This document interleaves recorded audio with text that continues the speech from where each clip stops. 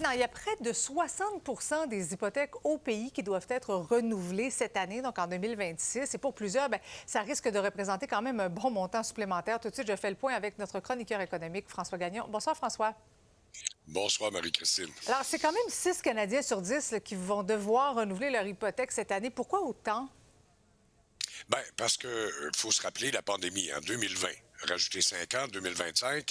Pour ceux qui ont acheté entre 2020 et 2021, ben, le gros du renouvellement hypothécaire arrive donc cette année. On parle de 1,5 million d'hypothèques qui seront renouvelées d'ici la fin de 2026. C'est quand même conséquent, là. Alors oui, il va y avoir des hausses pour la majorité d'entre eux parce que beaucoup, dans ce temps-là, rappelle-toi, Marie-Christine, que les taux d'intérêt étaient en bas de 2 à cette Ben oui. époque-là. Ben oui, puis Pour pour certains plusieurs, c'était propriétaires, ça va quand même représenter une hausse de 3 ou 4. Ça augmente quand même le paiement là, de quelques cents dollars certainement par mois. Là. ben, en fait, pour ceux qui ont signé autour de 2 là, on se retrouve à 4 là. C'est Oui. 2 de plus. Mais 2 j'ai préparé un petit tableau, là. Vous allez voir, c'est quand même conséquent. 2 de plus sur une hypothèque de 400 000 là, Ah oui, ça on le voit bien. représente presque 600 pièces de plus, là. C'est quand même énorme. Alors donc, c'est extrêmement important. Donc, oui, il y en a plusieurs qui vont trouver ça un petit peu plus difficile. Est-ce que c'est le temps de prendre du taux variable ou du taux fixe? La majorité des Québécois, en tout cas la grande majorité, vont prendre du taux fixe. Pourquoi? Ben, ça les rassure. C'est un paiement de 2200 dollars pendant 5 ans. T'as pas besoin d'y penser, là. Tu n'auras pas de hausse ni de baisse, là. Mais tu sais, il y en a plusieurs qui se sont fait prendre pendant la pandémie Ouais. avec un taux variable.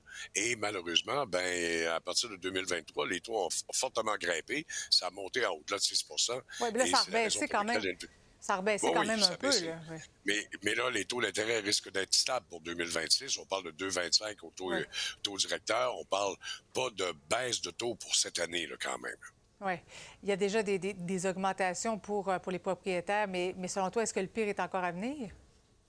Ben, en fait, on réussit quand même à minimiser les dégâts, là. Parce que je t'explique pourquoi.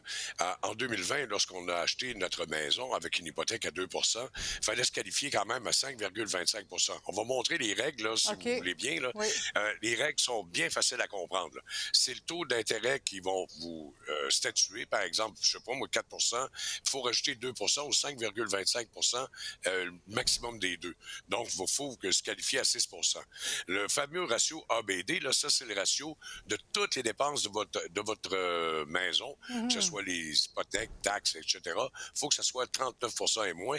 Puis le ratio ATD, c'est toutes les dettes que vous avez. Alors, le ratio, il faut qu'il soit de moins 42 du revenu brut. OK. Alors, si vous satisfaisez à ces conditions-là, ben, normalement, vous devriez passer au travers facilement. Ben oui. Hey, merci beaucoup, François. On va te prendre un petit peu de miel, ça va faire du bien à ta gorge. Bye bye. Peut-être un petit gin aussi. Oui, c'est ça. Bye Au bye. revoir.